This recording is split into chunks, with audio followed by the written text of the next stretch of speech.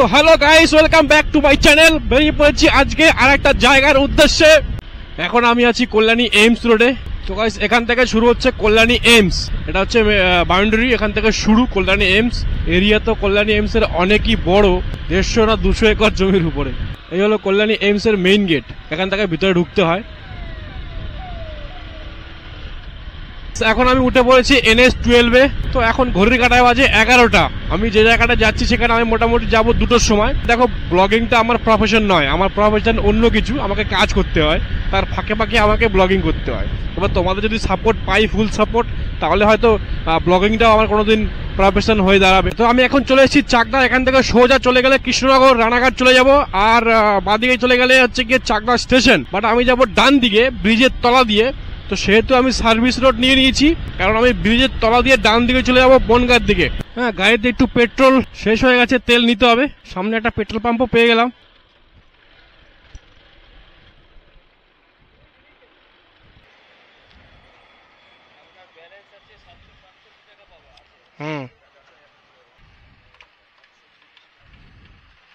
ট্যাঙ্কি ফুল করে নিলাম। আব নো টেনশন, আমি আবার একটু তেল ভরতে পারি না, বললে আমার ফুল ট্যাঙ্কি লাগে। বাঁদিকে চলে গেলে চাকদা স্টেশন, আমি চলে যাব ডান দিকে, দিকে বনগাঁ, বিষ্ণুপুর, গোপালপুর, ওই গোপালনগর সরি পার করে।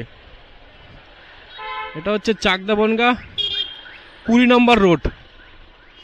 পেট্রোপোল বর্ডারে চলে যাওয়া যাবে এখান থেকে, 36 কিলোমিটার মাত্র, বাংলাদেশ বর্ডার। আর আমি অলমোস্ট বাংলাদেশ বর্ডারের কাছেই যাচ্ছি। আরে বোকা ছেলে। তো বিষ্ণুপুর থেকে অনেকটাই ভেতরে চলে এসেছি। এতক্ষণ তো ভালো রাস্তা দিয়েই আসছিলাম, হঠাৎ করে আবার অফ রোডিং পেয়ে গেলাম। দেখতেই পাচ্ছ রাস্তার কন্ডিশন কি। এর মধ্যে দিয়ে যেতে হবে। ভেবেছিলাম একটু তাড়াতাড়ি চলে যাব, তো এরকম রাস্তা হলে তো আর তাড়াতাড়ি যেতে পারবো না। রাস্তা একটু ভালো হলো, আবার টান টান করে বেরিয়ে যাওয়া যাবে আশা করি।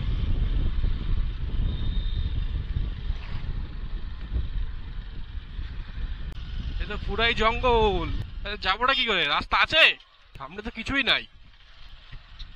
Turn right? আরে রাইটে তো আমার জমি। গুগল না মাঝে মধ্যে সারা ভুগিয়ে দেয়। কোথায় আসলাম? এই তো রাস্তাও নেই। লোকের কাছে জিজ্ঞেস করতে হবে। ব্যাকে যাই, লোকের কাছে জিজ্ঞেস করি, নাহলে হবে না। একটা ছিল না ব্রিজ,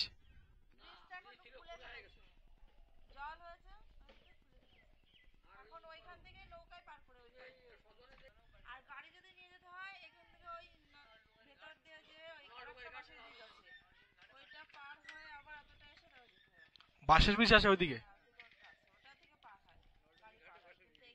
ওকে কত দূর এখান থেকে? কাছেই তো, মানে ওই রাস্তা দিয়ে ওদিকে চলে যেতে হবে।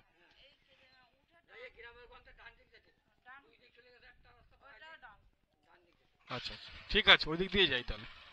তো গাইস, বাঁশের ব্রিজ দুটো, এদিকে একটা ছিল সেটা খুলে ফেলেছে, জল হয়েছে তাই। আরো একটা আছে সামনে দিয়ে, ডান দিকে যেতে হবে, সেখান থেকে পার হওয়া যাবে। তাই আমি তো পার হওয়ার জন্যই এসেছি। এই যে এখান থেকে আমি বাঁ দিকে ঢুকে গেছিলাম, আমাকে যেতে হবে ডান দিকে। আর একটা মোড় পড়বে, সেখান থেকেও বাঁ দিকে, এই ডান দিকে সরি। এই বাস দেখতে পেয়েছি, বাস দেখতে পেয়েছি, বাস দেখতে পেয়েছি, মানে একটা বাসের ব্রিজ দেখতে পাচ্ছি, চলে এসেছি। ও হো, আচ্ছা, চালিয়ে যাওয়া যাবে না, ঠেলে নিয়ে যেতে হবে। আরে বাবা, তো এই ব্রিজটা পার করে নিয়ে যেতে হবে বাইক ওই পারে। আরে আর চালিয়ে যাওয়া যাবে না না? হ্যাঁ, কত? আচ্ছা, 10 টাকা এটা পার করার জন্য তো? ও, আর চালিয়ে যাওয়া যায় না এর উপরে?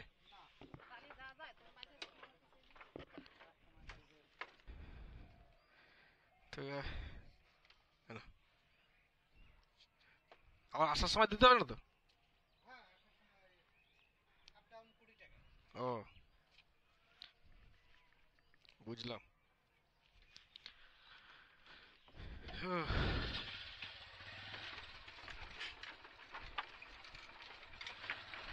ফিলিং যা হচ্ছে মাইরি আমার, কি বলবো।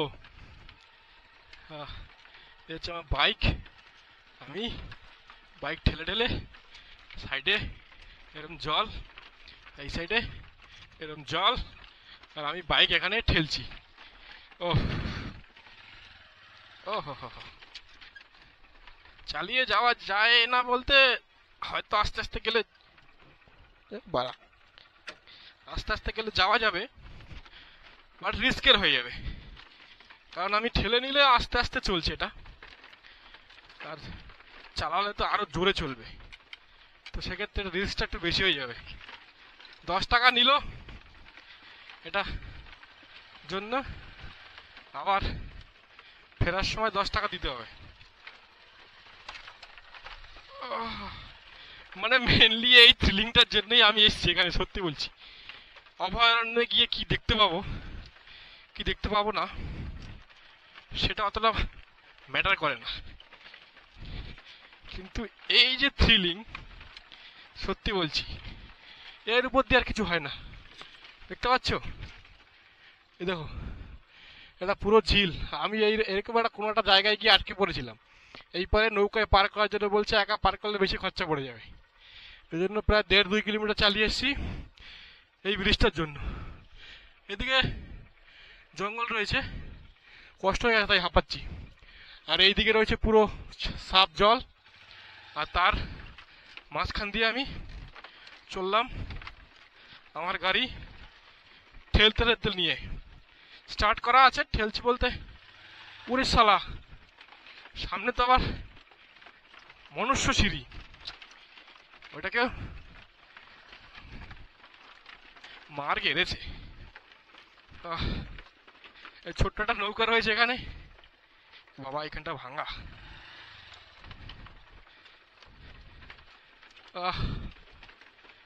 কাকা 10 টাকা নিল, একটু ঠেললেও না, ঠেলতে পারতো।